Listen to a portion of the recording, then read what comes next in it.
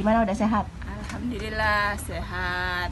Ngomong-ngomong, Kak Uneng udah berapa lama nih kenal sama rumah singgah ini? Udah satu tahun lebih lah. Oh, 1 tahun lebih.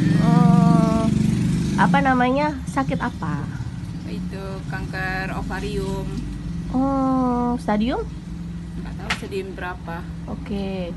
Apa namanya, sekarang kondisinya gimana? Alhamdulillah udah jauh baik lah. Dari mana nih asalnya? Asalnya dari Aceh Selatan, Labuan Aceh. Haji. Labuan Haji, berarti Iya. bisa main-main ke sana ya? Iya. Nah, gimana nih dengan adanya rumah singgah? Alhamdulillah sangat terbantu adanya rumah singgah kan.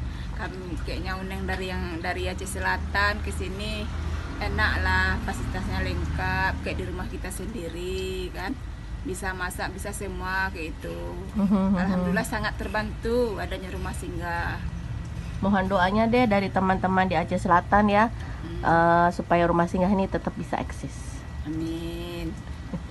Semoga cepat sembuh ya. Amin Kak. Oke. Terima kasih.